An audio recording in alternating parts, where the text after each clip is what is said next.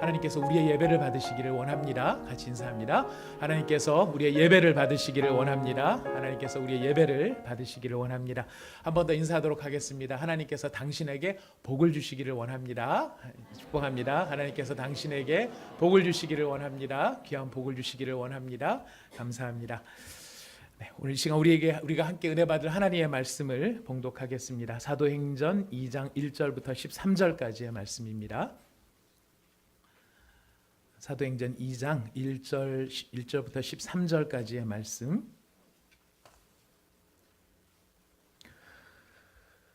다 찾으셨으면은 저와 여러분이 한 절씩 교독하도록 하시겠습니다. 저희가 봉독하는 이 말씀 하나님의 말씀입니다. 제가 먼저 1절을 읽겠습니다. 오순절 날이 이미 이름에 그들이 다 같이 한 곳에 모였더니 호련히 하늘로부터 급하고 강한 바람 같은 소리가 있어 그들이 앉은 온 집에 가득하며 마치 불의 혀처럼 갈라지는 것들이 그들에게 보여 각 사람 위에 하나씩 임하여 있더니 그들이 다 성령의 충만함을 받고 성령이 말하게 하심을 따라 다른 언어들로 말하기를 시작하니라. 그때 경건한 유대인들이 천하 각국으로부터 와서 예루살렘에 머물러 있더니 이 소리가 남에 큰 무리가 모여 각각 자기의 방언으로 제자들이 말하는 것을 듣고 소동하여 다 놀라 신기하게 여겨 이르되 보라, 이 말하는 사람들이 다 갈릴리 사람이 아니냐? 우리가 우리 각 사람이 난 곳 방언으로 듣게 되는 것이 어찌 됨이냐? 우리는 바데인과 메데인과 엘람인과 또 메소보다미아 유대와 갑바도기아 본도와 아시아 부르기아와 밤빌리아 애국과 및 구레네에 가까운 리비아 여러 지방에 사는 사람들과 로마로부터 온 나그네 곧 유대인과 유대교에 들어온 사람들과 그레데인과 아라비아인들이라 우리가 다 우리의 각 언어로 하나님의 큰 일을 말함을 듣는도다 하고 다 놀라며 당황하여 서로 이르되 이 어찌된 일이냐 하며 13절을 같이 읽겠습니다. 또 어떤 이들은 조롱하여 이르되 그들이 새술에 취하였다 하더라. 아멘. 한 가지 미리 양해의 말씀을 좀 구하면서 오늘 본문 말씀을 저희들이 생각하도록 하겠습니다. 저희가 지금 사도행전 2장으로부터 오순절 성령 강림이 임하신 다음에 성령께서 교회 가운데 성도 가운데 새로운 일을 시작하시고 이 세상에 없었던 놀라운 일들을 주님께서 만들어 가시기 시작하십니다. 이 말씀을 저희가 이제 앞으로 몇 주 동안 사도행전의 말씀을 저희가 계속해서 살펴보게 될 텐데요. 제가 읽은 이 본문 말씀 또 지금 드리려는 설교의 말씀은 지난 수요일, 그러니까 3일 전 수요일이 아니고 그 전주 수요일, 한 열흘 전쯤 수요일에 이 본문 저희가 그날 큐티 말씀이었거든요. 그래서 이제 그 큐티 본문으로 수요 예배를 드렸었는데 그때 이 본문 말씀으로 말씀을 드렸었습니다. 근데 이 전체적인 흐름을 이렇게 쭉 이해를 해보니까 오늘 이 본문 말씀을 다시 한번 이야기를 하고 또 그 다음에 이제 사도행전의 남은 부분들을 풀어가야 이 부분들이 잘 연결고리가 되어질 것 같아서 제가 부득불 지지난주 수요일에 했었던 수요일 본문 말씀 그 말씀을 다시 한번 인용을 해서 이 말씀을 다시 또 설교를 하게 됩니다. 혹시 지지난주 수요 예배에 참석하셨거나 인터넷에 사실 많이는 안 들어오셨었는데 들어오셨던 성도님들 목사가 공부를 안 해 공부를 뭐 이런 생각을 혹시 드신다면 이런 배경이 있다는 것, 상황이 있다는 것 양해해 주시고 이제 앞으로 저희가 성령께서 어떻게 이런 놀라운 일들을 행해 나가시는지를 주일마다 이해해 가시는데 오늘의 이 연결고리, 이 물꼬를 트는 일들의 중요성이 있기 때문에 그렇다 이해를 해주시고 말씀을 들어주시면 대단히 감사하겠습니다.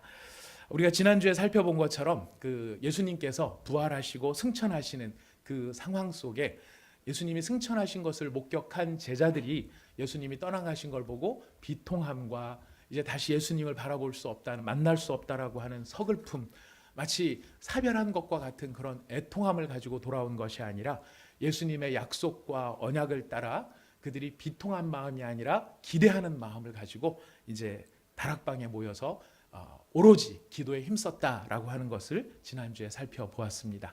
그들은 다 함께 마음을 같이하여 오로지 기도에 힘쓰는 바로 그 일을 통해 자신들의 하나님 예수님을 향한 믿음을 보여줬고 예수님의 약속을 기대하는 자신들의 신앙을 고백하는 모습을 보여줬습니다.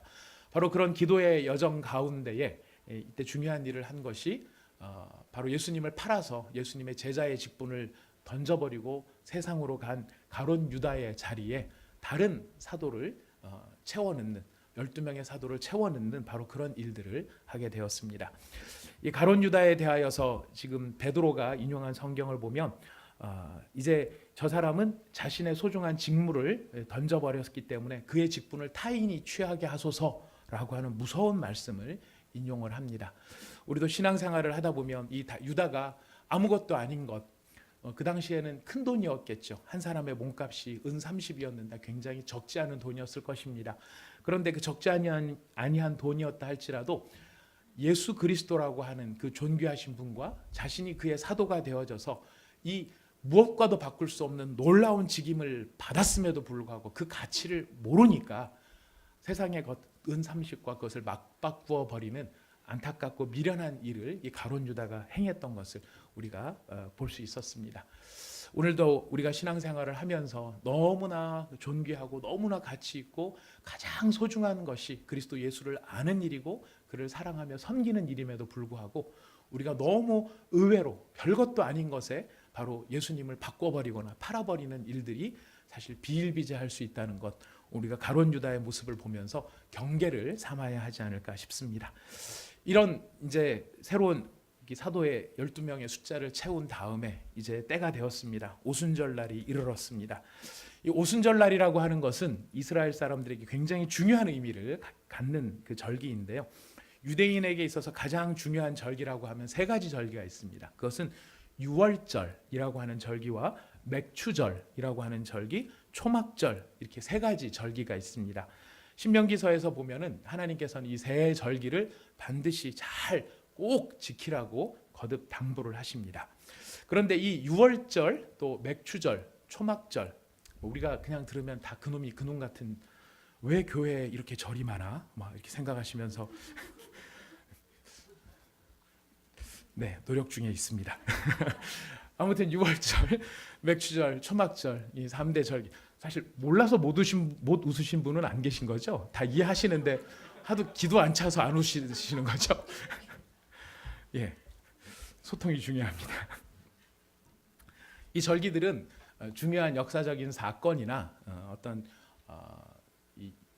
유대인들에게 있어서의 생존과 관련되어져 있는 중요한 의미가 이 절기들과 연결이 되어 있습니다. 원래 유월절이 제정된 것, 유월절은 다른 말로는 무교절이라고도 이야기합니다. 그것은 누룩이 들어가지 않은 빵을 먹는 절기다라는 의미에서 무교절이라고 하기도 하는데요. 바로 이 무교절과 그 다음에 맥추절이라고 하는 것은 보리를, 첫 수확인데 보리를 다 거두고 그 거둔 것에 대한 감사의 절기로 지키는 것이 맥추절까지입니다. 그런데 이 6월절부터 맥추절까지 며칠간의 간격이 있냐면 50일의 간격이 있습니다. 6월절부터 맥추절까지 50일의 간격이 있고요. 이 맥추절 다음에 이제 그 아까 말씀 초막절이라고 하는 것은 또 다른 이제 절기와 연결이 되는데, 오늘 우리가 주로 살펴볼 것은 이 맥추절과 오순절. 맥추절이라는 것은 오순절이라고도 얘기를 합니다. 왜 오순절이라고 하냐면은 6월절부터 따져서 50일이 되기 때문에 7주간에 걸쳐, 그러니까 보리 수확을 하는데 7일간씩 7주간을 걸쳐서 49일을 하면은 대충 보리 추수가 끝난다고 해요. 그래서 이제 그 보리 추수가 끝난 마지막 날, 이게 50일이 되어지는데요. 그렇기 때문에 요일로 계산하면 이 맥추절 혹은 오순절은 주일날, 오늘날 말하면 일요일날 이 절기를 지키게 된 것입니다. 그런데 참 재밌게도 이 6월절이 처음 제정된 것이 출애굽 때 제정이 됐습니다. 애굽에 하나님께서 심판을, 장자를 치는 심판을 하셨는데 6월절 어린 양의 피로 말미암아 이 하나님의 심판을 하는 천사들이 넘어갔다. 그래서 6월절이죠. 마찬가지로 이 6월절이 출애굽에서 시작이 됐는데, 출애굽해서 나온 이스라엘 백성들이 시내산까지 갑니다. 그리고 그 시내산에서 하나님의 율법을 받게 됩니다. 출애굽할 때부터 시작해서 시내산에 이를 때까지 며칠이 걸렸겠습니까? 분위기 보니까 50일이죠. 네. 왜 물어봤겠습니까? 이 애굽에서 나와가지고 이 출애굽해가지고 이 6월절 절기를 지켜서 출애굽을 해서 결국 하나님의 말씀을 받기까지 받으려고 나왔는데, 그 받은 말씀이 시내산에서 받았거든요. 그 시내산까지 오는데 50일이 걸린 것입니다. 재밌게도 6월절 절기부터 보리 추수를 하는 맥추절까지도 50일입니다. 근데 예수님께서 십자가에 달려 돌아가신 절기는 어떤 절기에 돌아가셨죠? 예수님이 무슨 어린 양? 유월절 어린 양으로. 마치 천사들의 이 하나님의 심판으로부터 이스라엘 자손들을 건지신 것처럼 어린 양 되시는 유월절 어린 양과 같은 예수님의 보혈로 말미암아 그의 피 안에 있는 사람들이 하나님의 심판으로부터 구원을 받는 그런 유월절 어린 양으로 예수님이 돌아가셨습니다. 그리고 그 예수님께서 십자가를 지신 날로부터 성령께서 임하신 날이 오순절인데 며칠이 걸렸을까요? 예, 전 참 친절한 목사인 것 같습니다. 답을 다 알려드리고요. 맥주절이라고 하는 것은 첫 열매의 시작이었죠. 첫 열매를 드리는 절기였습니다. 마찬가지로 오순절날 성령이 강림하심으로 무엇이 시작됩니까? 교회가 시작이 되는 것입니다. 교회의 첫 열매를 드리는 것이 바로 이 맥주절날, 맥주절 절기 가운데 이루어졌다는 것은 그냥 우연히 된 일이라고 볼 수는 없다는 것이죠. 지금 이 출애굽부터 시작해서 이 시내산 이야기, 그 다음에 유월절 절기를 지키고 맥주절을 하고 예수님이 십자가에 지시고 이 오순절 성령 강림이 있기까지의 역사는 몇천 년의 역사를 흘러갑니다.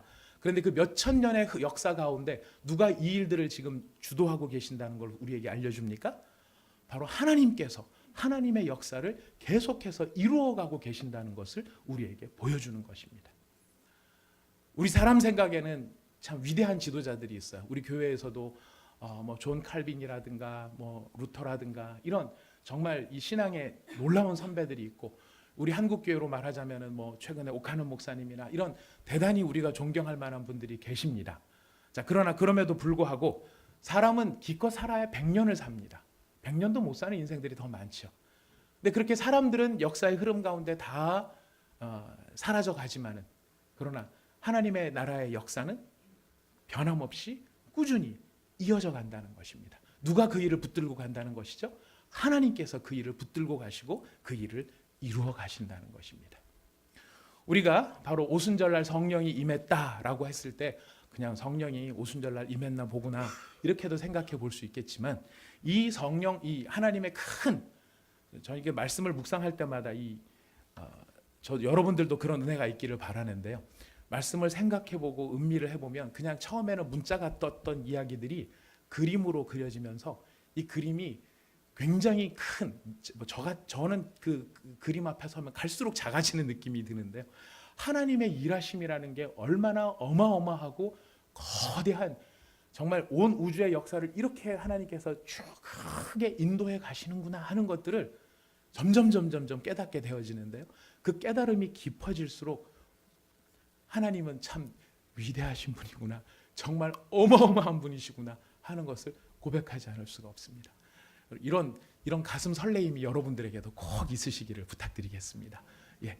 아무튼 이렇게 오순절날 이렇게 성령이 임하셨습니다. 근데 임하셨는데 어떤 현상으로 임하셨는가? 어떤 현상으로 임하셨습니까? 우리가 읽은 본문 말씀에 보면 제가 읽어드립니다. 호련히 하늘로부터 급하고 강한 바람 같은 소리로 성령께서 임하십니다. 성령께서 얼마든지 다른 모양으로, 다른 형태로, 다른 상황으로 임하실 수도 있습니다. 그죠? 전능하신 하나님이니까 지진을 일으킨다든가 어마어마하게 대단한 일들을 일으킬 수 있는데, 다 그런 것 놓으시고 딱 하나의 모습, 호련히 하늘로부터 급하고 강한 바람 같은 소리로 성령께서 임하셨다는 것입니다. 왜 그러셨을까요?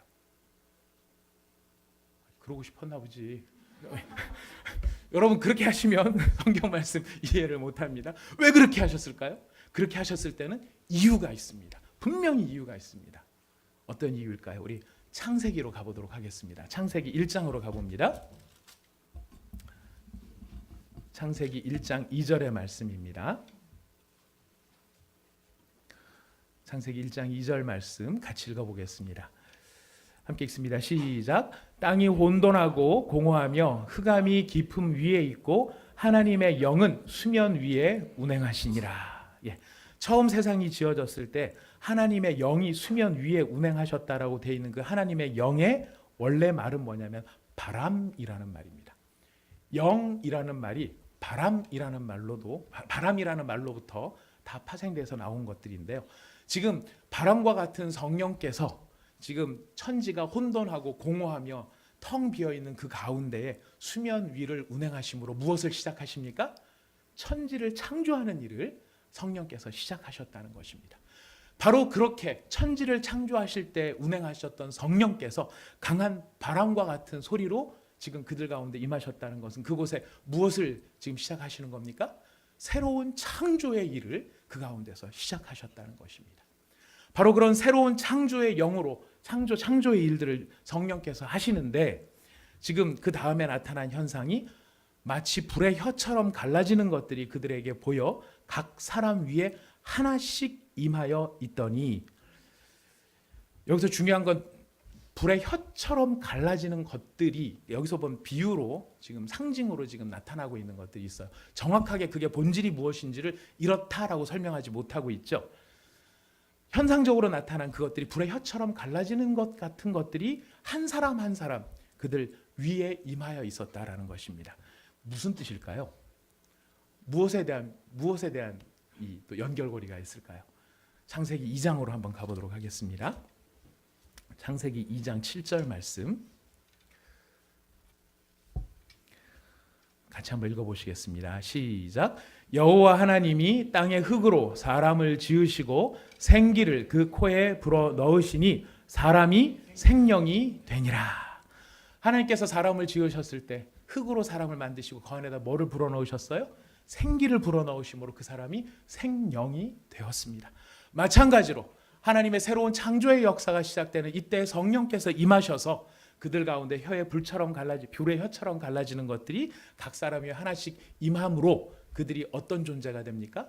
하나님 앞에 새로운 피조물, 그들의 영이 변하고 그들의 본질이 변하면서 그들의 본성이 변하면서 하나님 앞에 새로운 피조물, 고린도후서 5장 17절 말씀처럼 그런즉 누구든지 그리스도 예수 안에 있으면 새로운 피조물이라 이전 것은 지나갔으니 보라 새 것이 되었도다 하는 바로 그 새 것이 되는 현장 가운데 있었던 것입니다. 바로 이런 성령의 일하심으로 말미암아 새로운 창조의 역사가 일어났는데요. 그렇게 새로운 창조를 경험한 사람들이 하는 첫 번째 액션이 있습니다. 어떤 액션입니까? 성령이 말하게 하심을 따라 다른 언어들로 말하기를 시작하니라.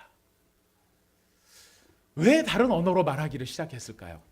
물론 이것도 그냥 말하고 싶었나 보지. 이러면 재미가 없습니다. 성령께서 다른 언어로 말하셨다는 건 굉장히 중요한 의미가 있습니다.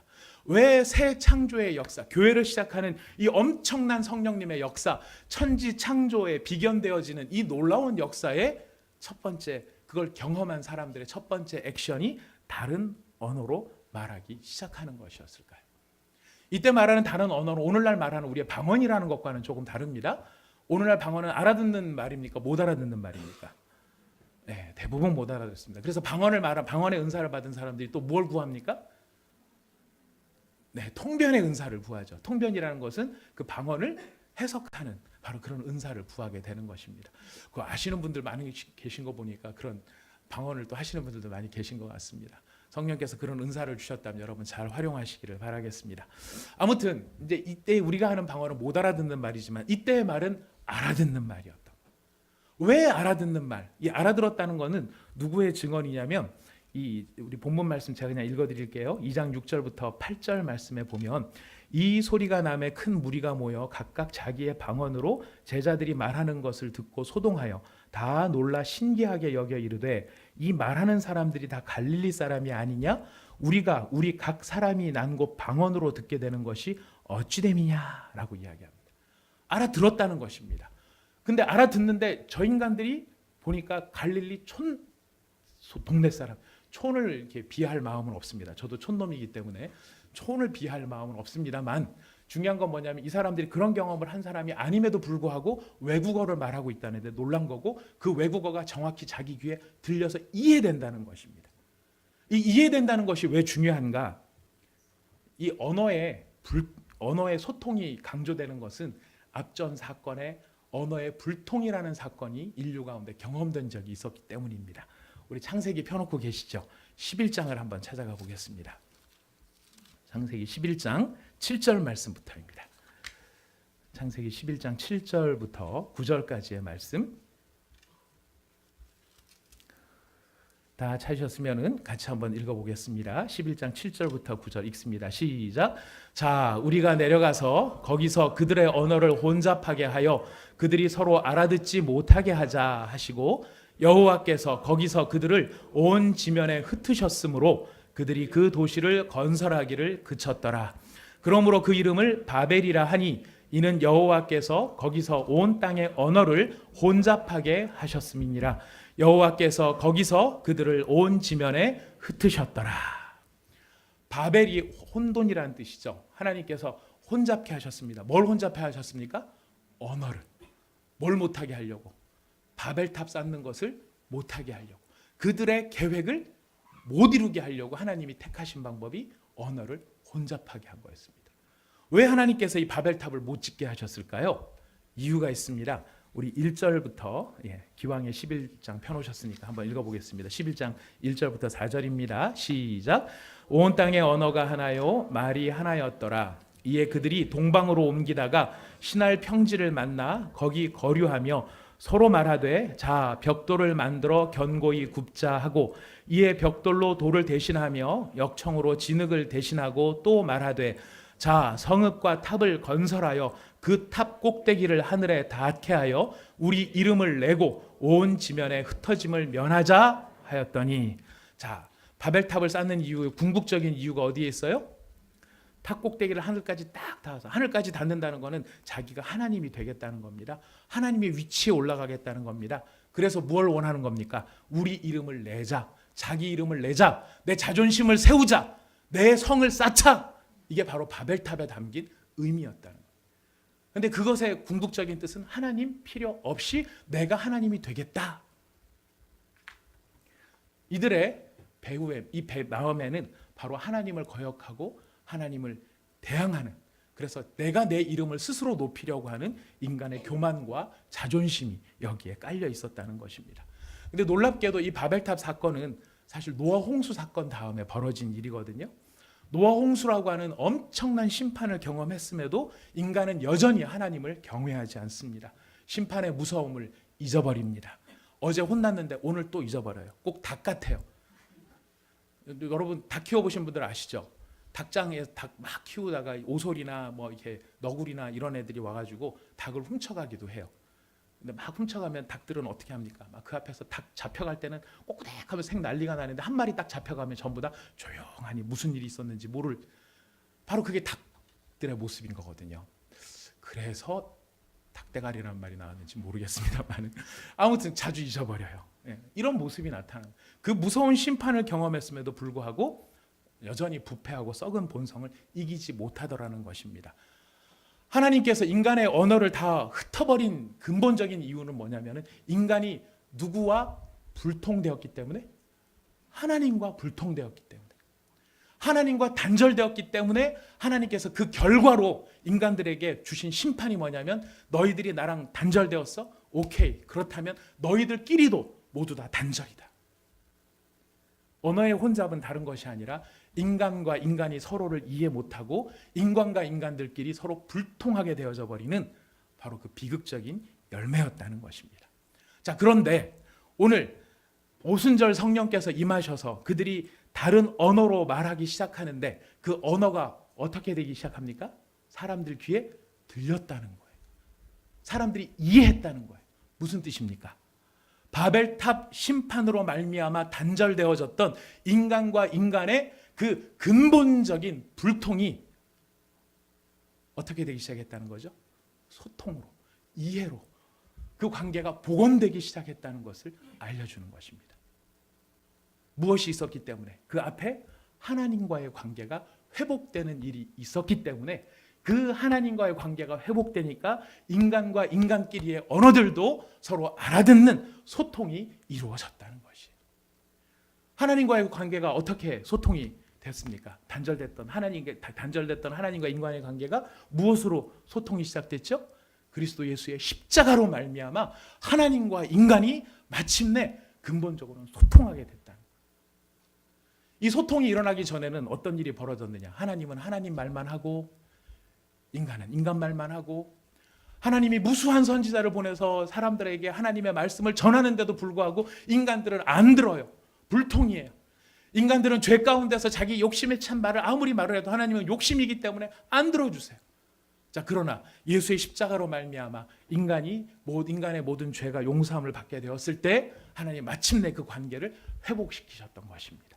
그리고 그 회복으로 말미암아 이제는 그 결과를 어떻게 누리느냐? 사람과 사람 사이에도 소통의 복원, 소통의 회복이 일어나더라는 것입니다. 이게 왜 중요할까요? 이게 왜 중요할까요? 오늘날 우리 시대의 가장 큰 화두 중에 하나가 뭐냐면 소통이에요. 그죠? 소통이라는 말 다 소통하자고 얘기합니다. 노사도 소통하자 그러고 정치권에서도 소통하자 그러고 다 소통이라 그래요. 소통이 소통하자고 했었을 때 거기에 담긴 의미가 무엇입니까? 내 말 좀 들어달라는 거예요. 내 말 좀 들어달라는 거예요. 소통이 안 된다는 건 뭡니까? 내 말이 안 통한다는 거예요. 그래서 제발 내 말 좀 들어주고 우리 서로 내 말 좀 잘 알아듣자는 건데 여러분 이게 참 어려워요. 그죠? 참 소통이 너무 어려워요. 우리가 갖고 있는 근본적인 문제가 뭐냐면 외로움이에요. 인간이 외로워요. 고독함을 느껴요. 나이가 들수록 더 그러실 것 같아요. 근데 왜 외로움을 느끼십니까? 혼자라서? 싱글이라? 아닙니다. 옆에 남편네도 있고 여편네도 있는데 있기는 있지만 뭐가 안 돼요? 소통이 안 되는 거예요. 남편은 남편 말만 하고 아내는 아내 말만 하고 둘이는 서로 말을 하는데 서로 통하지가 않는 거예요. 그러니까 둘이 같이 있지만 뭘 느껴요? 외로움을 느끼는 거예요. 사람이 더 많으면 그럼 좀 괜찮지 않을까? 어떤 경우 심하면요. 교회를 와서도 외로움을 느껴요. 가끔 설교를 하다가 외로워요. 저는 저 말만 하는 것 같아서. 농담입니다. 그렇진 않고요. 이게 무슨 뜻입니까? 소통이 안 되기 때문이라. 부부간의 소통이 안 되죠. 자식하고도 소통이 안 된다고 말을 합니다. 근데 어떤 때 소통이 안 되냐면 애가 어렸을 땐 소통이 됩니까? 안 됩니까? 부모님들, 애 키운 부모님들 아시죠? 어렸을 때는 소통이 되는 것 같아요. 그죠? 근데 그게 소통일까요? 아니에요. 강요해요. 애들이 말을 듣는 이유가 어디 있습니까? 안 들으면 혼나니까. 말을 안 들으면 용돈을 안 주니까. 승질을 내니까. 내가 힘이 없으니까. 근데 부모 입장에서는 어때요? 저것들한테 조용히 해! 이렇게 하면 듣더라는 거죠. 이거 어렸을 때는 이게 말이 통하더니 나이가 들면 어떻게 해요? 안 통한다. 안 통하는 게 이해가 안 돼서 안 통하는 게 아니고 사실 그때도 어렸을 때도 서로 이해와 용납됐던 관계가 아니라 누구의 말이 힘을 갖고 그냥 밀어붙였기 때문에 밀어붙인 사람은 통한다고 생각했지만 당하는 사람은 당한 거였어요. 여러분 자녀들 한번 여기 계신 분들 다 한번 들여놓고 1:1 상담해보면 부모님한테 트라우마 없는 분 안 계실걸요? 예매한 얼굴 표정들은 진짜 도인들이십니다. 바로 이런 것들이 뭐냐면은 이 시대가 소통이 안 되는 시대라는 거예요. 우리는 다 소통을 하기를 원하는데 오늘 오순절 성령 강림이 우리에게 가르쳐주는 놀라운 교훈은 무엇이냐면 참된 소통을 원한다면 우리가 누구의 도움을 받아야 된다는 것입니까? 성령님의 도움을 받아야 된다는 것이. 성령께서 우리를 도우시고 성령께서 내 마음에 찾아오셔서 성령께서 내 안에 일을 하실 때 비로소 그 성령의 도움으로 말미암아 우리는 참된 소통을 경험할 수 있게 된다는 것입니다. 성령이 오셔서 무슨 일을 하시기 때문에 그럴까요? 우리의 소통 센스를 크게 하시기 때문에? 아니에요. 성령님이 오시면 가장 성령님이 하시는 중요한 일이 뭐냐면 우리의 마음을 넓혀주시는 일들을 하세요. 성령께서 오셔서 우리의 마음을 통치하시고 우리가 성령의 경험을 아마 경험해 보신 분들 다 아실 거예요. 성령이 우리 가운데 확 임하시면은요, 그 성령께서 우리의 마음을 새롭게 하셔서 우리의 마음을 새롭게 하신 그 놀라운 증거가 넓혀짐으로 나타나는데 마음이 넓어지면 어떤 현상이 일어나는가? 아무리 어렵고 힘든 상황이라도 이해할 수 있게 돼요. 여러분께서 성령 충만하시고 마음이 넓을 때는요, 제가 여기서 설교를 개떡같이 해도 여러분들 어떻게 이해하시면 어제 목사님이 잠을 못 주무셨나 보다, 피곤하신갑다, 이렇게 이해해 주는 쪽으로 가는데 여러분의 마음이 한번 팍 틀어지게 속이 확 좁아지면 제가 여기서 아무리 진리의 말씀을 선포해도 뭐라고 생각합니까? 저게 또 나들으라고 콕 집어서 찌르는 거지, 성경 말씀 가지고 지금 나를 정죄하고 지금 나를 심판하는 거지, 이렇게 듣게 된다. 마음이 넓어지면은요, 우리 속담에도 있어요. 사람이 이렇게 마음이 넓어지면 모두 보조개로 보인다. 곰보도 보조개로 보인다고 합니다. 곰보도 보조개가 보여지는 것은 우리의 마음이 넓어졌기 때문인데, 우리 마음이 받쳐지고 좁아지면 아무리 아름다운 다이아몬드라도 깨진 유리 조각처럼 보이게 된다는 것입니다. 상대방의 어떠함도 사실 문제가 될 수 있겠지만, 실상은 더 중요한 것은 세상을 바라보는 나의 마음의 모습이 더 문제가 될 때가 많다는 거예요. 그럼 우리 그 마음의 모습을 어떻게 넓힐 수 있을까? 어떻게 내 마음 안에 이런 모습들을 새롭게 할 수 있을까? 이게 훈련 가지고 되면 참 좋습니다. 제가 목회를 하면서 사실 제일 많이 읽게 되는 서적 가운데 하나가 자기 개발 서적이에요. 이게 교보도 가까우니까 자주 가갖고 책들 보면 제일 많이 보는 게 신학 서적도 보지만, 거기 보면 자기 개발 서적을 봐요. 어떤 책들을 보는지 아십니까? 소통하는 법, 잘 대화하는 법, 이런 것들을 봐요. 기술적으로 참 좋은 것들이 많습니다. 어떤 게 있는지 아십니까? 눈을 쳐다보고 말씀하세요. 말하는 말이 아니라 바디랭귀지가 중요합니다. 몸 전체를 보면서 뭐라고 말씀하시는지 들어보세요. 잘 듣고 맞아 몰라서 하는 게 아니에요. 여러 번 들었던 얘기인데 또 얘기가 뭐 그래 맞아 눈을 보면서 해야지 됩니까? 잠깐은 되는데 안 돼요. 금방 옛날 습관으로 돌아갑니다. 왜 그럴까요? 마음의 근본이 바뀌지 않았기 때문에 그런 거거든요. 어떻게 하면 될까요?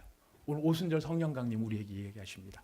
성령이 너희에게 임하시면, 성령이 너희 가운데 임하셔서 다른 언어로 말하기 시작하더라. 다른 언어로 말하기 시작하더라. 무슨 뜻이죠? 소통이 되기 시작하더라 하는 것입니다. 하나님과의 바른 소통을 원하십니까? 사람과의 바른 소통을 원하십니까? 성령의 충만함을 입으시기를 바랍니다. 그 성령의 충만함을 사모하시기를 바랍니다. 각오와 결심으로 안 되는 우리들의 연약한 모습, 누구의 도움이 필요하다고요? 성령이 도와주셔야만 우리는 하나님과 소통할 수 있고 사람과 소통할 수 있게 되는 것입니다. 성령이 임하셔서 이런 소통의 일을 하셨을 뿐만 아니라, 두 번째로 성령께서 아주 놀라운 일을 하시게 됩니다. 이 놀라운 일을 하게 되는데 어떤 일을 하시게 됐는가? 여러분 사도행전 2장, 사도행전 본문 한 번은 또 찾아보겠습니다. 사도행전 2장으로 가시도록 하겠습니다. 사도행전 2장 11절 12절 말씀 같이 읽겠습니다. 사도행전 2장 11절 12절 말씀 한 목소리로 같이 읽어보겠습니다. 시작. 그레데인과 아라비아인들이라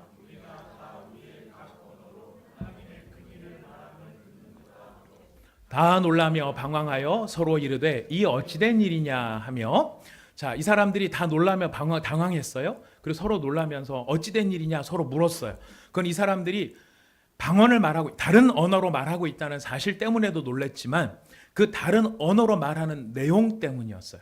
그들이 뭘 듣고 있습니까? 뭘 듣는다고 고백합니까? 하나님의 큰 일을 말하는 것을 듣는다라고 이야기합니다. 말하는 걸 들었다는 얘기는 지금 이 사람들이 다른 언어로 말하는데 그 말로 무슨 말을 하고 있다는 거예요? 그 입술에 뭐가 있다는 겁니까? 하나님의 큰 일이 그 성령 받은 사람들의 입술에 있더라는 거예요. 이게 왜 중요한가? 그 전까지의 제자들은요, 예수님 부활을 목격했음에도 불구하고 제자들이 만나서 했던 이 성경에 기록된 대부분의 얘기가 뭔지 아십니까? 먹고 사는 얘기만 했어요. 예수님 부활하신 걸 만났어요? 얼마나 영광스러워요. 영광스러워야 될 텐데 제자들이 모여서 뭘 했냐면, 야, 지금 예수님 어디 계신지도 모르고 물고기나 잡으러 갈까? 배운 게 도둑질이라고? 물고기를 잡아야 먹고 살 거 아니냐. 그리고 몇 명이 갔어요? 7명이 갔어요. 총원 몇 명 중에? 11명 중에. 지금 아직 가룟 유다 자리를 안 채웠으니까 11명 중에 7명이 물고기 잡으러 가세 하고 어부지를 하러 지금 돌아간 거예요. 왜 돌아갔어요? 그래서 먹고 살려고. 기껏 만나가지고 이 예수님 살아났다는 얘기를 남들이 하니까 도말하는 사람은 뭐라고 얘기합니까? 내가 그 손에 못자국을 만져보고 그 옆구리에 창자국을 만져봐야 나는 믿겠네. 이런 불신의 말들만 잔뜩 서로 논쟁만 하고 있었던 상황이었습니다. 바로 그렇게 세상 사는 이야기, 불신의 이야기만 그 입술에 가득했던 사람들의 입술에 이제 무엇이 담기기 시작했다는 것입니까? 하나님의 큰 일이 그들의 입술을 통하여 선포되기 시작했다는 것이. 하나님의 놀라운 그 일이, 그 사람들이 각오하고 결심해도 안 됐던 그 일이, 하나님의 그 일이 성령이 임하시니까 그들의 입술을 통하여서 어떻게 하나님이 놀라운 일을 하시고 하나님이 어떤 사랑으로 사랑하고 계시고 하나님이 어떻게 세상을 새롭게 하실지에 대한 그 하늘의 선포가 이 성령 충만한 사도들의 입술을 통하여서 마침내 나타나기 시작하더라는 것입니다. 제가 청년부를 했었을 때 우리 청년부 형제자매들한테 그런 얘기가 있었어요. 사필귀색 혹은 깔때기 이런 말이 있었습니다. 무슨 말로 시작을 했든지 반드시 그 끝은 어디로 연결이 돼요? 결혼으로 연결이 되는 겁니다. 무슨 대화를 시작하더라도 청년부를 했었을 때 미혼 청년 형제 자매들이 늘 했던 이야기의 결론은 뭐냐면 결혼 배우자예요. 그래서 깔때기였어요. 색이라는 말도 하여튼 남녀 성 이런 쪽으로 돌아간다는 이야기죠. 바로 이것이 인간의 말들이었다면 요즘은 뭐예요? 사필귀 쩐이죠. 무슨 이야기로 시작을 했든 그 결론은 어디로 돌아가요? 결국은 돈으로 돌아간다. 그래서 비트코인을 하는 사람은 하면서 미칠 것 같고 얘기를 들어보니까 기가 막히더라고요. 재밌는 문자를 하나를 이렇게 누가 보내서 봤는데 아들이 아빠한테 용돈을 달라고 아빠 1 비트코인 부탁드려요. 그랬더니 아버지가 이제 쓰는 거예요. 너 1,650만 원이 얼마나 큰 돈인데 지금 네가 그걸 용돈으로 쓰겠다고 하는 것이냐. 1,785만 원은 정말 큰 돈이란다. 난 너한테 절대 2천만 원을 줄 수 없어. 그 문자를 치는 동안에 계속 값이 올라가가지고 오늘 설명이 꽤 많이 필요한 것 같습니다. 다 무슨 얘기예요? 하는 사람은 하는 대로 거기에 막 집중되고 안 하는 사람은 불안한 거예요. 저 사람은 혹시 돈 버는데 나는 이러고 있다가 그냥 저 사람 잘 사는데 나는 못 사는 거 아닐까? 이런 불안 심리가 우리 속에 막 머물다 보니까 우리는 모든 이야기가 필히 돈으로 귀결이 되는 거예요. 제일 안타까운 게 뭔지 아십니까? 교회에 모여서 거룩한 이야기로 시작을 합니다. 아름다운 이야기로 시작합니다. 결론이 어떻게 하냐면 그래서 이거 좀 하나 팔아주면 안 될까? 로 귀결이 된다면 하나님의 큰 일로 시작했다가 사람의 큰 일로 끝나게 되는 거예요. 그러나 우리가 사업의 현장에 들어가서 이런 사업 저런 사업 다 할 수 있습니다. 생활을 팽개치라는 게 아닙니다. 열심히 사업할 수 있습니다. 그러나 어떤 사람의 일로 시작했든지 그 일의 끝이 하나님의 큰 일로 끝날 수 있다는 것입니다. 이게 너무나 중요하지만 그러나 우리가 예수를 만나고 그분 안에서 생명을 얻어야 이게 진짜 가치가 있는 겁니다. 그 일을 말할 수 있는 사람이 누구예요? 우리라는 거예요. 근데 그 일을 누굴 통해서 가능하다고요? 성령께서 우리를 도우실 때 가능하다는 것입니다. 세상밖에 모르던 제자들이 하나님의 큰 일을 말하는 사람으로 변화되어진 역사. 무엇의 일하심? 누구의 일하심입니까? 성령의 일하심이라는 것입니다. 여러분 하나님과 소통하기를 원하십니까? 사람들과 소통이 잘 되기를 원하십니까? 내 인생이 세상 땅 밑에 붙어서 살아가는 그런 인생이 아니라 하나님의 크신 꿈, 그 거룩한 비전을 같이 바라보며 하늘의 일을 말하는 사람으로 여러분의 삶이 쓰임받기를 원하십니까? 여러분 성령 충만을 사모하시고 기대하시고 여러분 매달리시기를 바랍니다. 초대교회 성도들이 어떻게 기도했다고요? 그래서 지난주 말씀드렸습니다. 어떻게 기도했다고요? 오로지 기도합니다. 뭐 삶도 살지 말라는 거냐? 아닙니다. 우리는 너무 극단적이에요. 오로지 기도했다 그러면 다 때려치고 24시간 오직 기도만 하라는 얘기냐? 막 그렇게 오해를 해요. 그러면서 1분도 안 해요. 문제는 1분도 안 하면서 24시간을 갖다 붙여요. 여러분 일반 삶을 다 사시더라도 여러분의 삶 가운데 하나님 앞에 정한 시간을 따라 마음을 온전히 하나님께 드리며 집중해서 5분이든 10분이든 바르게 기도할 수 있는 여러분이 되시기를 바랍니다. 쩐 빼놓고 하실 수 있는 다른 이야기가 없다면 우리 하나님께 너무 가난한 거예요.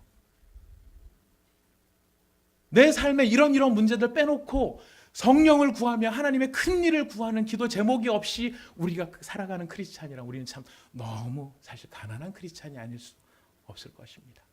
여러분이 하나님의 큰 일을 말하는 여러분들이 되시기를 바랍니다. 하나님과 소통이 되시는 여러분이 되시기를 바랍니다. 하나님과 소통이 되어야 사람과도 소통이 되고 환경과도 소통이 될 수 있습니다. 바로 그런 은혜가 여러분에게 있기를 바라는데요. 그 은혜를 어떻게 받게 된다고요? 성령의 임하심으로. 제가 성경 말씀 한 구절만 읽어드리고 말씀을 정리합니다. 누가복음 11장 13절 말씀입니다. 너희가 악할지라도 좋은 것을 자식에게 줄 줄 알거든 하물며 너희 하늘 아버지께서 구하는 자에게 성령을 주시지 않겠느냐 하시니라. 아멘. 누구의 말씀일까요? 예수님의 말씀입니다. 예수님의 약속입니다. 성령 없이는 우리가 바로 이런 새로운 피조물로서의 능력을 발휘할 수가 없습니다. 하면 좋고 안 해도 그만이고가 아니라 우리는 예수 믿는 사람으로 반드시 성령 충만하고 성령을 구하며 성령을 사모하며 성령의 인도하심 앞에 순종하는 바로 그런 모습이 되어질 때 우리를 통하여 나타나는 하늘의 영광을 우리는 체험하게 될 것입니다. 우리 이런 소망을 가지고 이 시간 우리 찬송 한 곡 드리고 잠시 기도하는 시간을 갖도록 하겠습니다. 성령이 오셨네라는 곡인데요. 가사를 보면은 허무한 시절 지날 때 깊은 한숨 내쉴 때 그런 풍경 보시며 탄식하는 분 있네. 고와 같이 너희를 버려두지 않으리 내가 너희와 영원히 함께함이라. 누구의 약속이십니까? 예수님의 약속이고 누가 오십니까? 성령이 오시는 것입니다. 억눌린 자, 갇힌 자, 자유함이 없는 자, 피난처가 되시는 성령님 계시네. 말만 돌아서면 하나님의 큰 일을 말하는 게 아니라 원망과 미움과 탄식과 한숨과 걱정과 남 욕하는 것들, 남한테 이유 돌리는 것들, 이런 말밖에는 할 수 없었던 사람이 참된 성령님의 임재하심 속에 자유를 얻게 됩니다. 그 모든 미움의 말들을 버리고 하늘의 언어, 사랑의 언어로 바뀌게 되는 것입니다. 우리 이런 소망이 성령께 있습니다. 우리 이런 마음을 가지고 성령님 제 삶 속에 찾아와 주시옵소서, 임재하여 주시옵소서, 저에게 찾아오셔서 저를 통치하시고 저를 충만하게 다스려 주시옵소서. 이런 소망과 기대 또 기도하는 마음을 가지고 이 찬양을 주님께 드리도록 하겠습니다. 허무한 시절 지날 때, 허무한 시절 지날 때, 깊은 한숨 내쉴 때 그런 풍경 보시며 탄식하는 분 있네. 고와 같이 너희를 버려두지 않으리 내가 너희와 영원히 함께하리라. 성령이 오셨네. 성령이 오셨네. 성령이 오셨네. 내 주에 보내신 성령이 오셨네.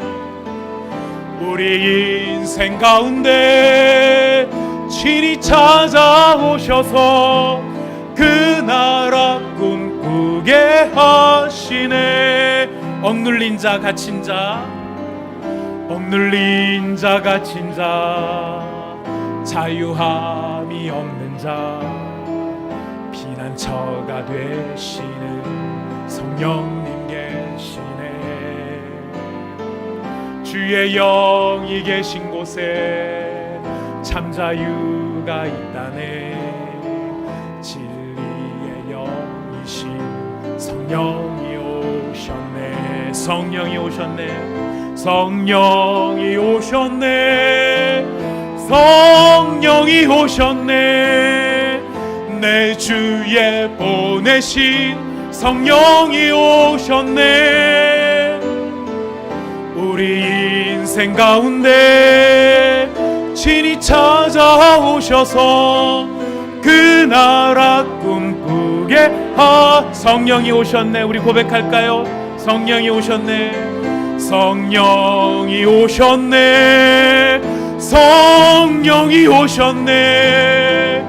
내 주에 보내신 성령이 오셨네.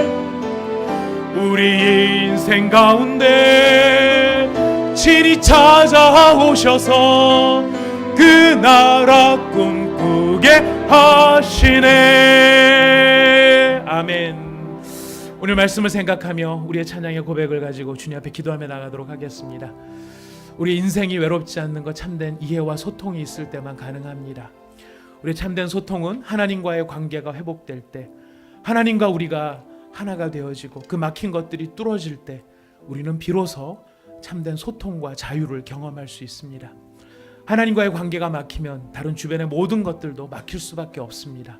바벨탑 사건처럼 그렇습니다. 우리가 사람들과 잘 통하기를 원하고 환경과 잘 통하기를 원하는데 하나님 없이 잘 통할 수가 없는 것이죠. 우리가 진정으로 사람과 잘 소통되기를 원한다면, 내 배우자와 소통이 되기를 원하고 자녀와 소통이 되기를 원한다면 여러분, 끊임없는 폭풍 같은 잔소리가 남편을 바꾸지는 못합니다. 아내에 대해서 침묵으로 내 마음 알지라고 뚱하게 있는 것이 아내가 내 마음을 알아줄 수 있는 방법이 되는 것도 아닙니다. 유일한 방법은 바로 성령이 내게 오셔서 나를 변화시키시고 내 배우자를 변화시키시고 자녀를 변화시키실 때, 그 성령님께서 오셔서 하나님과 우리와의 관계를 새롭게 설정하셔서 우리 하나님과 우리의 소통이 이루어질 때 우리는 참된 소통과 이해를 경험할 수 있게 되는 것입니다.